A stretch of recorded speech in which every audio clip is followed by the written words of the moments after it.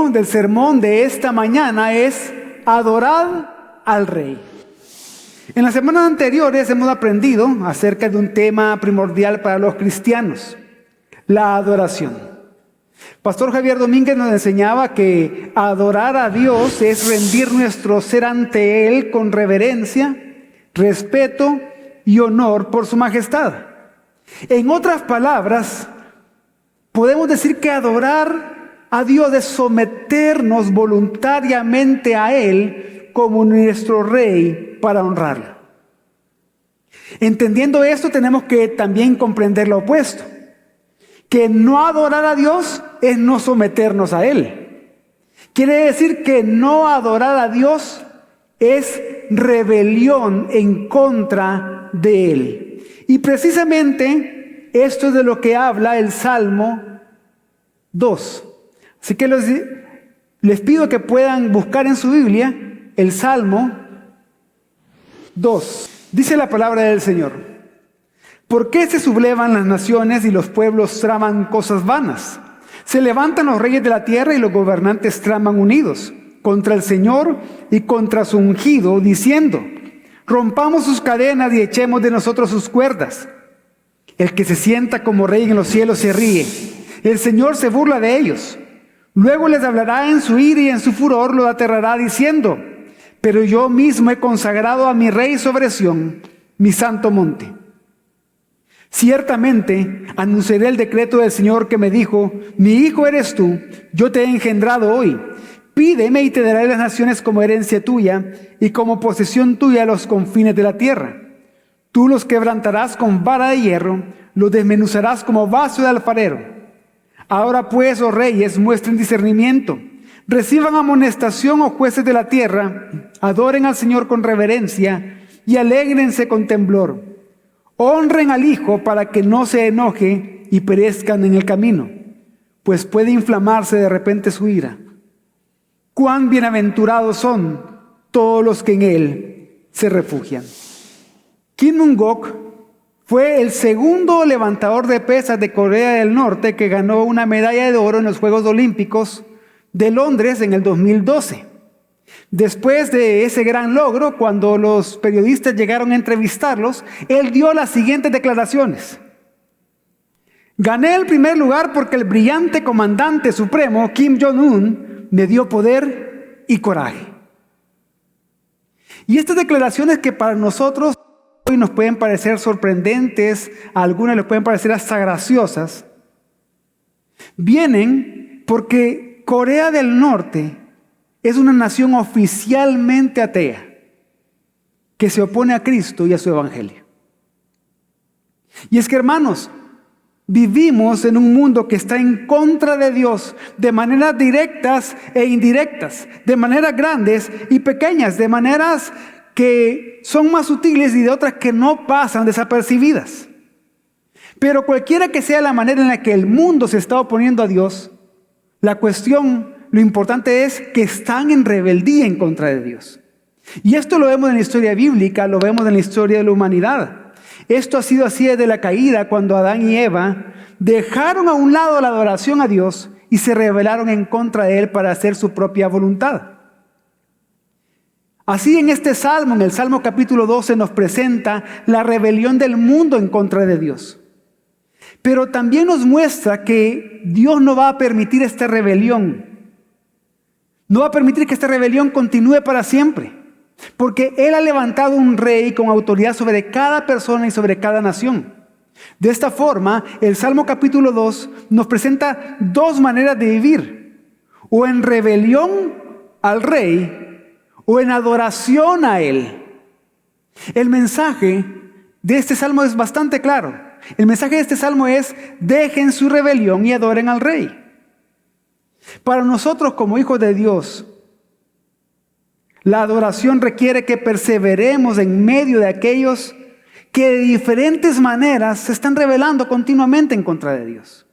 La adoración requiere que tú superes tentaciones, amenazas y temores que el mundo rebelde hace a aquellos que han decidido vivir adorando al Rey.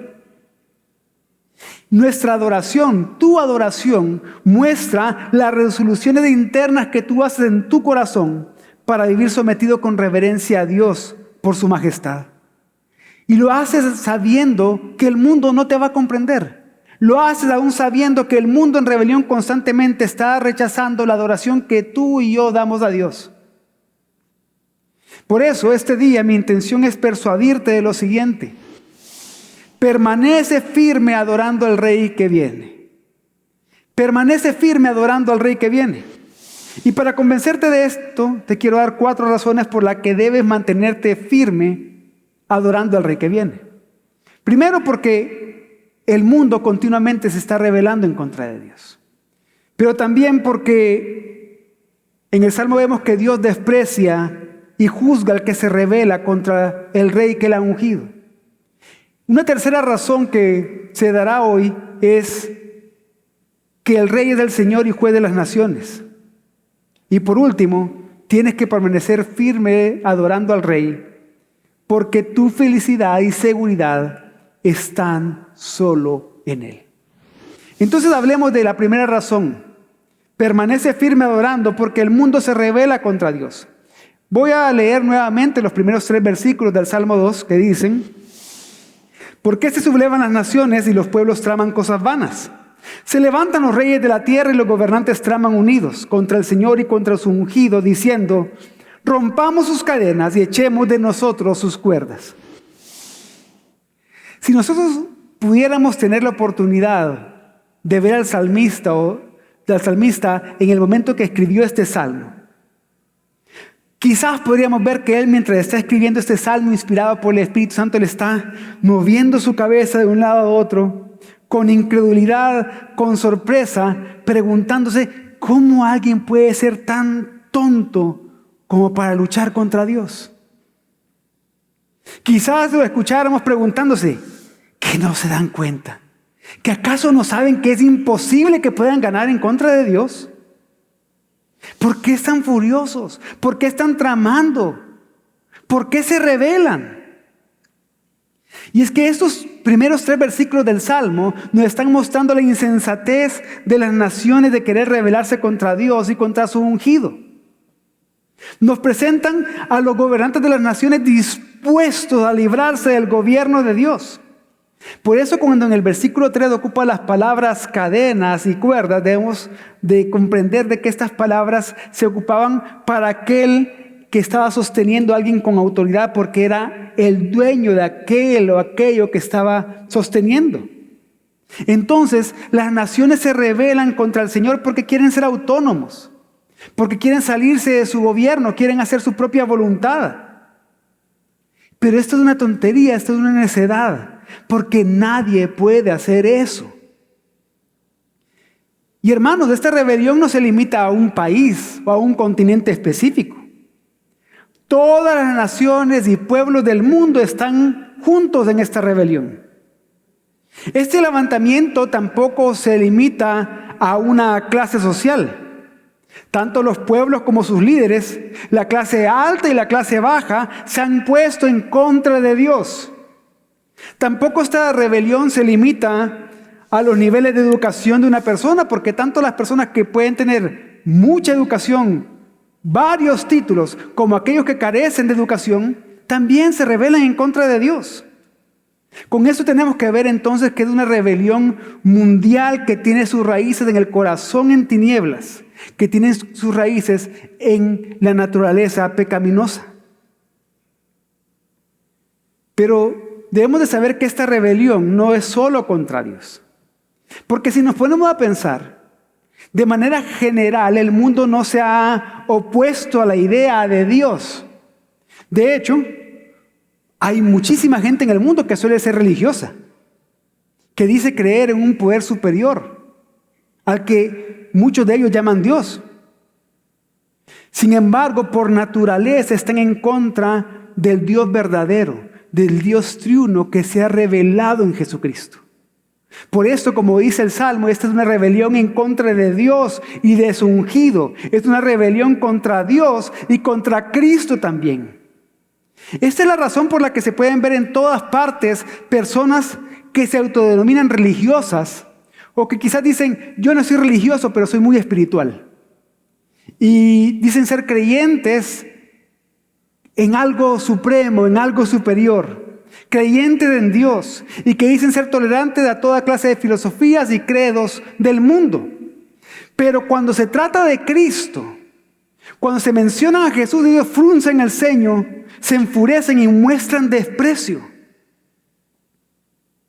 Así el Salmo capítulo 2 describe la rebelión del corazón humano en contra de Jesús, el Cristo, el ungido de Dios. Aún en esta rebelión se encuentran aquellos que sí piensan que adoran a Dios, que dicen que sí adoran a Dios, pero realmente no lo hacen. No importa qué tan religiosos sean, porque muchas personas pueden llenarse la boca diciendo que adoran a Dios, pero todo aquel que se rebela contra Cristo no adora a Dios. Por ejemplo, no existe en el mundo ningún testigo de Jehová que adore a Dios, porque se rebela en contra de Cristo. No existe en el mundo ningún mormón que adore a Dios, porque se rebelan en contra de Cristo. No existe en el mundo ningún musulmán que adore a Dios, porque se rebelan en contra de Cristo. El que no adora a Cristo está en rebelión contra Dios, porque solo puede adorar a Dios por medio de Jesucristo. Jesús es el Hijo de Dios.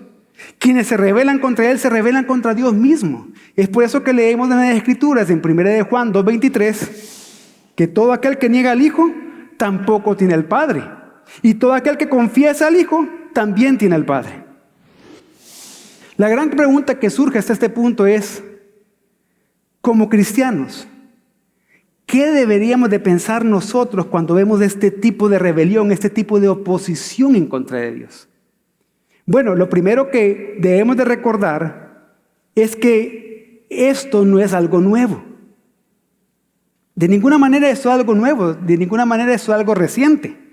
Porque los reyes y los líderes se levantaron en contra de Jesús. Recordemos que Herodes luchó contra Cristo cuando Jesús era apenas un bebé e intentó matarlo.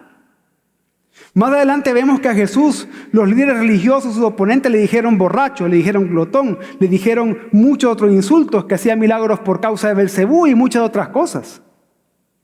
Los líderes de Israel se reunieron para planear matar a Jesús.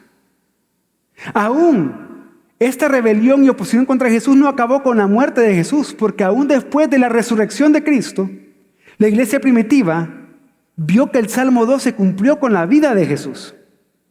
Cuando ellos estaban siendo perseguidos, ellos vieron cómo se estaba aplicando el Salmo 2 mientras ellos oraban. Por eso es que en Hechos 4:24-28 leemos: al oír ellos esto, unánimes alzaron la voz a Dios y dijeron: oh Señor, tú eres el que hiciste el cielo y la tierra, el mar y todo lo que en ellos hay. El que por el Espíritu Santo, por boca de nuestro padre David, tu siervo, dijiste: ¿por qué se enfurecieron los gentiles y los pueblos tramaron cosas vanas? Se presentaron los reyes de la tierra y los gobernantes se juntaron a una contra el Señor y contra su Cristo. Porque en verdad en esta ciudad se unieron tanto Herodes como Poncio Pilato, junto con los gentiles y los pueblos de Israel, contra tu santo siervo Jesús, a quien tú ungiste, para hacer cuanto tu mano y tu propósito habían predestinado que sucediera. Entonces vemos que la rebelión en contra de Jesús no terminó con su muerte y resurrección. Siempre que las personas han perseguido a los cristianos, están persiguiendo y están enfurecidos y luchando en contra de Cristo. Si no vemos que un par de siglos después de la muerte y resurrección de Cristo, cerca del final de su reinado, el emperador Diocleciano erigió dos grandes pilares en España declarando que él había triunfado sobre Jesucristo. Él murió, pero el nombre de Cristo se sigue proclamando. Y esta rebelión contra Cristo vemos que todavía continúa en nuestro siglo. Vemos que Corea del Norte, el ejemplo que puse al principio, es uno de los miles de ejemplos obvios de un mundo en contra de rebelión en contra de Dios. Y cada uno de nosotros pudiera pensar en muchos ejemplos más. Por ejemplo, vemos continuamente que se están promulgando desde hace siglos, desde hace muchos años atrás, distintas filosofías anticristianas que tienen mucho sentido para algunos, según su propio entendimiento entenebrecido, pero que están en contra de Dios. Muchas filosofías que se escudan detrás de supuestamente de la ciencia para ir en contra de Cristo. Sino también hace un par de semanas nosotros nos pudimos dar cuenta del acto de inauguración de los Juegos Olímpicos, en donde la figura central de ese acto era un dios falso. El dios del vino, Dionisio o Baco. Y vemos que habían distintas personas semidesnudas bailando ahí, transmitiéndose esos bailes a todo el mundo. Y ellos están en oposición a Cristo. Sino también muchas de las canciones que nosotros podemos escuchar en distintas emisoras de radio y plataformas, vemos cómo se están oponiendo a Cristo, a los valores cristianos de la ley de Dios. Producciones artísticas, ya sea en el cine o en la televisión. Pero si esto no fuera poco, si esto no bastara, vemos políticas mundiales de censura del cristianismo. Políticas y leyes mundiales de oposición a la ley de Dios. Por ejemplo, no sé si ustedes sabían que para otorgar a las naciones distintos préstamos internacionales, las naciones tienen que suscribirse a la agenda que están promoviendo todos estos grandes países. Agenda que tiene que tolerar el lesbianismo, que tiene que tolerar el homosexualismo, toda esta filosofía trans y otras cosas más. Porque vemos que el mundo se está oponiendo a Cristo, se está oponiendo a su palabra, se está oponiendo a su ley. Por eso, así como Jesús fue sometido a burla y escarnio en su ministerio terrenal y antes de su muerte, las naciones rebeldes siguen tramando y rebelándose en contra de Jesús. Siguen haciéndolo. Siguen ocupando su tiempo, ocupando sus esfuerzos para rebelarse en contra de Dios. Pero ¿qué más debemos de pensar los cristianos respecto a esta oposición a Dios? Bueno, tenemos que verlo no solo en un nivel tan global, sino que también en aspectos más cotidianos, en aspectos que tienen más que ver con nuestra vida diaria. Y quizás esto no es tan escandaloso y es una rebelión menos dramático, pero piensa en muchas personas que tú conoces, en muchas personas con las que tú convives, con las que trabajas, con las que quizás eres vecino, que simplemente ellos ignoran a Dios en su vida. Ellos simplemente ignoran a Dios en su vida y lo que hacen es vivir su vida sin importarle lo que Dios diga. Vivir su vida sin pensar en Jesucristo. Vivir su vida a su manera. Van a trabajar, mandan a sus hijos a estudiar, crían a sus hijos, hacen muchas otras cosas sin seguir a Cristo. Y esto es una rebelión suburbana que estamos viendo cada día. Si no, piensa en algunas de las personas que tú conoces, que son rebeldes a Dios. Ellos no adoran a Dios porque se quieren librar de su gobierno sobre ellos. Quizás no te lo van a decir así, pero se puede notar en la forma en la que viven. Porque el mundo quiere librarse del gobierno de Dios respecto al matrimonio. Ya no quieren saber del matrimonio. No quieren ver el matrimonio como aquella institución que fue hecha por Dios desde el principio, que fue reafirmada por Jesús y que fue explicada por el apóstol Pablo más adelante para ver cómo éste daba gloria a Cristo y a su evangelio. Sino mira cómo ellos viven su paternidad. O cómo ellos quieren librarse del gobierno de Dios respecto a su sexualidad. Y con esto no solo estoy hablando de homosexualismo y lesbianismo y otras cosas parecidas, sino de fornicación y adulterio también, que se están normalizando tales niveles. El divorcio se está normalizando a tales niveles en pos de la fornicación, en pos del adulterio, que se están librando del gobierno de Dios. En la manera de criar a sus hijos, en la manera en que usa sus finanzas y muchas otras formas más. Pero además de esto, ¿cómo tendríamos que pensar nosotros como cristianos de la rebelión que el mundo hace en contra de Dios? Ya hablamos de una rebelión global, ya hablamos de otras personas que nos pueden rodear a nosotros en nuestra vida cotidiana. Pero para esta forma de pensar de la rebelión en contra de Dios, no necesitas ver hacia afuera, sino que necesitas ver en un espejo. Piensa en aquellas ocasiones en las que tú como cristiano actúas y te comportas como un rebelde de las demás naciones. Piensas como tú has intentado librarte del gobierno de Cristo. Quizás no lo haces de una forma tan escandalosa, Muy posiblemente lo estás haciendo minimizando los mandamientos de Dios sobre tu vida. Y alguien acá podría decir, pero yo no estoy minimizando ningún mandamiento, yo no mato, yo no robo, yo trato de no mentir, trato de no defraudar a nadie. Pero ¿qué pasa con aquellas cosas que tú, según tu propio entendimiento y según tu propia sabiduría, no consideras tan graves, pero que sí son mandamientos del Señor, como congregarte con tu iglesia local los días domingos, como servirle a Él, como ofrendar en su reino con generosidad, como estudiar su palabra y discipularse, tener comunión con la iglesia? Y quizás dejas de hacer muchas de estas cosas que sí son mandamientos de Dios porque no las consideras tan graves. Y no las consideras tan graves porque no ves consecuencias inmediatas sobre tu vida o cosas graves que te pasan por no hacerlo. Pero date cuenta que cuando actúas haciendo estas cosas, estás siendo rebelde, como esas naciones que menciona el Salmo 2 que se levantan en contra de Dios. Lamentablemente también algunos cristianos adoptan las costumbres del mundo respecto a la forma de vivir su vida. Por ejemplo, hay algunos que adoptan las costumbres del mundo y la manera de pensar del mundo respecto al matrimonio. Hay muchos que piensan, ¿para qué casarse? O si se puede vivir en unión libre. O mira, voy a vivir en unión libre antes de casarme para ver si soy compatible y después no divorciarme. O respecto a la familia dicen, ¿para qué voy a tener hijos? Porque los ven como un estorbo a la realización de sus planes y sus logros. ¿O para qué disciplinarlo como la Biblia dice? Eso es pasado de moda. Hay nuevas tendencias como la crianza con ternura, cayendo en la mentira del mundo que la disciplina e instrucción del Señor, según la palabra de Dios, no es con ternura y con amor. Cuando realmente la crianza que más gracia, misericordia y ternura y amor da porque está dirigiéndose a Cristo. Respecto a la sexualidad, hay muchos que dicen, ¿para qué vivir en pureza sexual? ¿Para qué guardarse hasta el matrimonio? Si no me hace nada mal, no me causa nada malo ver una serie con contenido sexual, ya sea suave o explícito. No hay problema si me escribo con otra mujer o con otro hombre que no sea mi esposo o mi esposa. Y están pensando igual que el mundo. Hermanos, estamos viviendo en un mundo que se opone abiertamente a Dios en formas grandes y pequeñas.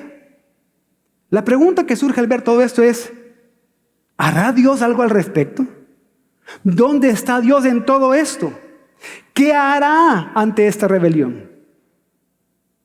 Y esta pregunta nos conduce al segundo punto del sermón, en el que se nos exhorta a permanecer firmes, adorando porque Dios desprecia a los rebeldes. Y este desprecio de Dios de los rebeldes lo vemos en los versículos 4 al 6 del Salmo 2, que dice, el que se sienta como rey en los cielos se ríe, el Señor se burla de ellos.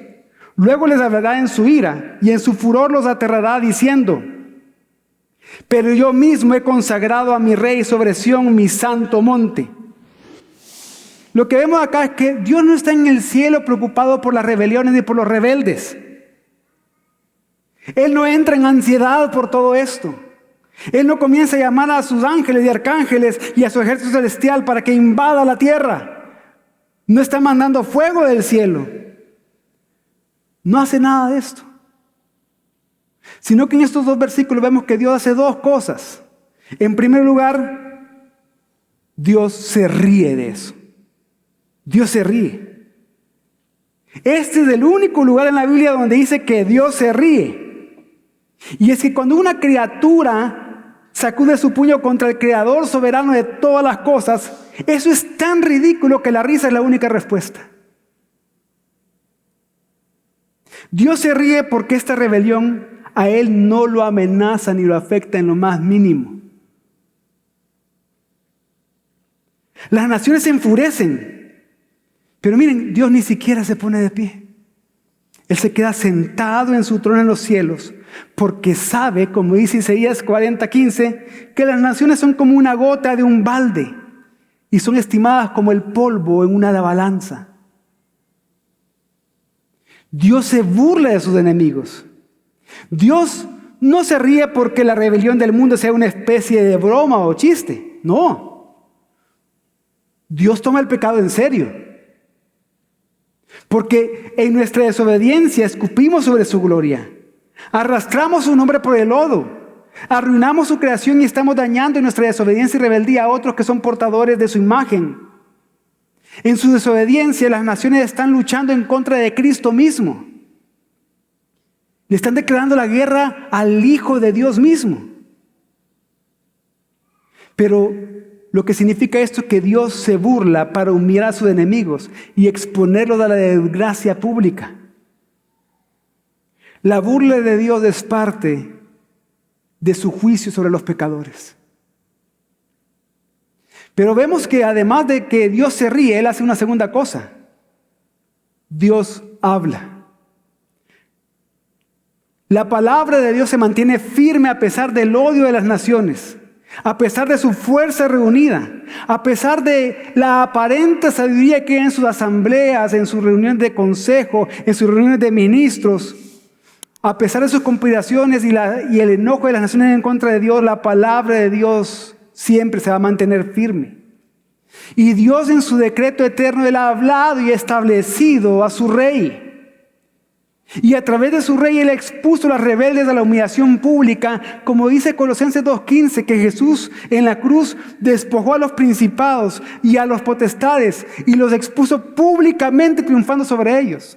Él hizo un desfile triunfal de ellos, humillándolos públicamente, de una manera en que nunca pensaron ser humillados, por medio de su muerte y resurrección. Hermanos, Dios ha hablado y su palabra permanecerá. Él ha puesto a Jesucristo como Rey sobre toda la creación. Y esto lo vemos más claramente en la tercera razón por la cual debemos de permanecer firmes, adorando a Dios. Permanece firme adorando porque el Rey es el Hijo de Dios. Los versículos 7 al 9 del Salmo 2 dicen: ciertamente anunciaré el decreto del Señor que me dijo, mi hijo eres tú, yo te he engendrado hoy. Pídeme y te daré las naciones como herencia tuya, y como posesión tuya los confines de la tierra. Tú los quebrantarás con vara de hierro, los desmenuzarás como vaso de alfarero. Y en estos versículos vemos que después de que Dios Padre habla, su Rey ungido también habla. Él no es un rey que se quedará callado. Él es un rey que predica, Él es un rey que proclama. Él está diciendo, en otras palabras, yo soy el Hijo de Dios. El mundo es mío, mía son la realeza y el poder, y destruiré a todos los rebeldes. En esos 3 versículos vemos que el Hijo está proclamando 3 cosas. Primero, en el versículo 7 vemos que Él proclama su identidad. Él es el Hijo de Dios. Luego en el versículo 8 Él proclama su herencia. Todo le pertenece. Y en el versículo 9 proclama su autoridad. Él es juez. Por eso en Hebreos 1 al 5 se nos enseña que Dios habla por medio del Hijo porque Él es el heredero de todas las cosas que Él mismo creó. Se habla de Jesús como aquel que es el resplandor de la gloria de Dios y la expresión exacta de su naturaleza. Que Él sostiene todas las cosas con su poder y quien después de su muerte y resurrección para salvar a su pueblo y limpiarlos de sus pecados, se ha sentado en el trono y allí Él tiene el nombre más excelente de todos. Porque solo a Él el Padre le dijo, Hijo mío eres tú, yo te he engendrado hoy. Y hermanos, esta es una gran noticia para nosotros hoy. Porque por una parte este salmo le está diciendo a los rebeldes, miren, es tonto e inútil luchar contra Jesucristo. Pero a nosotros los cristianos, este salmo nos da ánimo, nos da aliento, nos da consuelo, nos da esperanza. Porque el Hijo de Dios que nos ha salvado es nuestro Rey. Somos su pueblo, estamos en Él y Él está en nosotros. De tal manera que su obediencia puede considerarse nuestra obediencia, que su muerte puede considerarse nuestra muerte, que su resurrección es nuestra resurrección y que su vida es nuestra vida eterna. Somos salvos porque Jesús es el Hijo de Dios y Él es nuestro representante, quien obedeció perfectamente la voluntad del Padre, quien murió y resucitó para ser nuestro Rey. vivimos en un mundo que está en contra de Dios. Vivimos en un mundo que quiere seducirnos y tentarnos para que nos unamos a su rebelión de diferentes maneras. Para que en diferentes áreas dejemos de adorar a Dios, no importa si es en las finanzas, no importa si es en la sexualidad, no importa si es en el matrimonio, no importa si es en la forma de trabajar o de hacer negocios. El mundo quiere que tú te unas a su rebelión para que dejes de adorar a Dios. Porque lo contrario a la adoración, según este salmo, es la rebelión y la desobediencia. Vivimos en un mundo que si rechazamos al mundo y nos mantenemos fieles adorando a Jesús, entonces el mundo va a tomar represalias y nos va a perseguir. Ese es el mundo en el que tú y yo vivimos, en el que tus hijos van a crecer. Pero en medio de todo esto, debemos de confiar más en la palabra de Jesús que en las amenazas del mundo, porque Jesús va a juzgar a los rebeldes. Jesús juzgará a sus enemigos. Por eso el versículo 9 dice que Él los va a quebrantar con vara de hierro y los va a desmenuzar como vaso de alfarero. Y hermanos, esta es una imagen impresionante. Porque la vara representaba la realeza y el hierro representaba el poder, la fuerza. Pero aún más impresionante es ver que en el antiguo cercano oriente, los reyes de aquel tiempo tenían una costumbre. Que ellos tomaban vasijas de cerámica y ahí en esas vasijas escribían los nombres de los reinos enemigos y de los reyes de esos reinos. Escribían ahí los nombres de sus enemigos en esas vasijas, luego las ponían en orden y con la vara de hierro comenzaban a destruirlas una por una, a hacerlas pedazos para mostrar simbólicamente la supremacía sobre sus enemigos.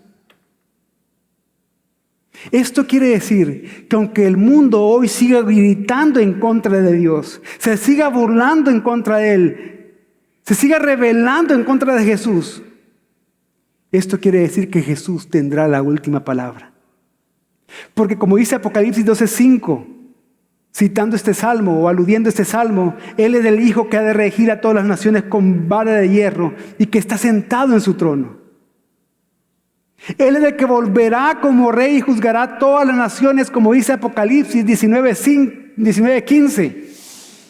De su boca sale una espada afilada para herir con ella a las naciones y las regirá con vara de hierro, aludiendo también a este salmo. Esto quiere decir, hermanos, que Jesús es el vencedor y nosotros, su pueblo, somos vencedores en Él. No importa la situación actual del mundo, no importa las crisis y catástrofes que vengan, no importa el panorama geopolítico de la actualidad, Jesucristo es el vencedor y su iglesia es vencedor junto con Él.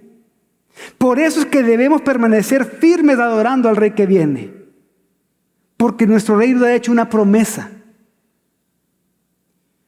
En Apocalipsis 2:26 al 27 encontramos esta promesa donde se vuelve a citar o se vuelve a aludir al Salmo capítulo 2. Pero lo hace de una manera impresionante. Lo hace pensando en la iglesia, pensando en el pueblo de Dios. Esta es una promesa que Jesús mismo está hablando a una iglesia que está siendo perseguida, a una iglesia que está siendo atormentada, a una iglesia que se infiltraron en ella falsos maestros, falsos predicadores con falsas doctrinas. Pero aún así, a pesar que el mundo se estaba rebelando en contra de Dios, atacando a la iglesia, Jesús le hace la siguiente promesa. Dice, al vencedor, el que guarda mis obras hasta el fin, le daré autoridad sobre las naciones y las regirá con vara de hierro, como los vasos del alfarero son hechos pedazos, como yo también he recibido autoridad de mi Padre. Jesús, la promesa que nos está haciendo es, yo voy a venir a poner fin a la rebelión. Yo voy a venir a juzgar al mundo y a destruir a mis enemigos. ¿Y saben qué? Ustedes van a estar conmigo cuando lo haga. Ustedes van a ser parte de aquellos que no solo van a ser testigos de esas cosas, sino que van a ser bendecidos por ese juicio que haré en contra de los enemigos. Por eso, hermano, por eso, hermana, aún en medio del sufrimiento persevera. En medio de las tentaciones mantente fiel. A través de las pruebas sigue adorando lealmente. Permanece firme adorando al Rey que viene. Ya vimos 3 razones por las cuales tenemos que permanecer firmes adorando al Rey que viene. Primero, porque el mundo está en contra de Dios. Segundo, porque Dios desprecia a los rebeldes. En tercer lugar, porque el Rey es el Hijo de Dios. Pero la cuarta razón por la que tenemos que hacerlo es que tenemos que permanecer firmes adorando, porque solo en el Rey está tu bienestar. Por eso los versículos 10 al 12 dicen: ahora pues, oh reyes, muestren discernimiento, reciban amonestación, oh jueces de la tierra, adoren al Señor con reverencia y alégrense con temblor. Honren al Hijo para que no se enoje y perezcan en el camino, pues puede inflamarse de repente su ira. Cuán bienaventurados son todos los que en Él se refugian. Y aquí vemos algo inesperado. Porque después de la voz fuerte, después del ruido de la vara de hierro y el crujido de la cerámica haciéndose pedazos, en estos versículos encontramos una voz tierna y llena de gracia que muestra la paciencia y misericordia de Dios hacia el mundo rebelde. Es un llamado a dejar la insensatez, a dejar la necedad. Es un llamado a ser sabios y considerar las palabras del Rey. Es un llamado a meditar y a reflexionar, a arrepentirse considerando los resultados de la decisión que deben de tomar. Porque los que siguen en su necedad y en rebelión, los que rechacen este llamado de parte del Rey, van a ser destruidos. Si aquí hay alguien que hasta este momento se ha estado oponiendo y ha estado en contra y en rebeldía a Jesucristo, y no se arrepiente, este va a ser su destino. Pero sí que hay alguien que hasta este momento, hasta el día de hoy, ha estado en contra de Jesucristo y en rebeldía a Él, pero por el Espíritu Santo obrando en ellos, estén alcanzando sabiduría y se arrepientan, lo van a mostrar adorando reverentemente a Dios por medio del Hijo. Y entonces el resultado de aquellos que adoremos a Dios por medio del Hijo será nuestro bienestar, felicidad y seguridad. Porque la verdadera felicidad no viene del pecado y la rebeldía. La verdadera felicidad viene de honrar a Jesucristo, el Hijo de Dios. En otras versiones, el versículo 12 dice: besad al Hijo. El versículo 12 dice: besad al Hijo para que no se enojen y perezcan en el camino. Esto se refiere a honrar al Hijo rindiéndose en adoración a Él. Besar al Hijo es postrarse ante sus pies y besar sus pies sometiéndose a su majestad con alegría y con reverencia. Es obedecer. Besar al Hijo es hacer la voluntad de Él y aprender a deleitarse en ella, mientras le rendimos tributo y honor porque sabemos que Él es Rey. Y si tú te fijas, ves que este salmo comenzó con la rebelión de las naciones, pero termina con la bendición de aquellos que adoran a Cristo. Por eso que a través de este salmo Dios está mandando a las naciones a que se arrepientan, a que crean y adoren al Hijo, reconociendo que nuestra única esperanza está en besar los pies de Jesucristo. Porque Dios lo ha puesto a Él en el trono para lidiar decisivamente con la rebelión de este mundo. Debemos de entender, iglesia, debemos de entender que no hay refugio de Él y que nuestro único refugio está en Él. En ningún otro lugar. Por eso, si no conoces a Jesús, Dios te está llamando a través de este salmo. Sé sabio, sé razonable. No puedes luchar en contra de Dios. Tienes que postrarte ante Jesús y honrarlo con alegría hoy. La verdadera bendición no viene de ser libre para vivir tu propia vida. La verdadera felicidad viene de seguir a Jesucristo. Y para aquellos que estamos acá, que somos hijos de Dios, el llamado es a permanecer firmes adorando al Rey. Necesitamos cada día ver su belleza y su bondad tan claramente que nos alegremos en Él. Pero también necesitamos ver su majestad y poder para que lo adoremos con reverencia y temor, según lo que su palabra manda. Por eso adora al Rey, besa al Hijo. Adora a Jesús, besa al Hijo con todo tu ser, con tu mente, con tu corazón, con tus fuerzas, con todo lo que tú eres, con todo lo que tú tienes. Adora a Jesús, besa al Hijo en todo tiempo y en todo lugar. Adora a Jesús, besa al Hijo sirviéndole con tus talentos, con tus dones, con tus conocimientos y con tus recursos. Adora a Jesús y besa al Hijo rindiendo tus finanzas a Él con gratitud y generosidad. Adora a Jesús y besa al Hijo sometiendo tu matrimonio a Él. Adora a Jesús, besa al Hijo rindiendo a Él tu paternidad o tu maternidad. Adora a Jesús, besa al Hijo sometiendo a Él tu mente, tu cuerpo, tu voluntad. Adora a Jesús, besa al Hijo en tus decisiones, en tus planes y en tus metas. Adora a Jesús. Adora al Rey, besa al Hijo, porque son bienaventurados todos aquellos los que se refugian en Él. Hermanos, hermanas, adorad al Rey. Adorad al Rey. En este mundo lleno de rebelión, lleno de confusión, donde los corazones humanos se están alzando en contra de Dios, debemos de recordar que Él ha establecido a su Hijo Jesucristo como el Rey que gobernará con vara de hierro y en quien, en su autoridad, nosotros encontramos la paz. Por eso, permanezcan firmes, adorando al Rey que viene.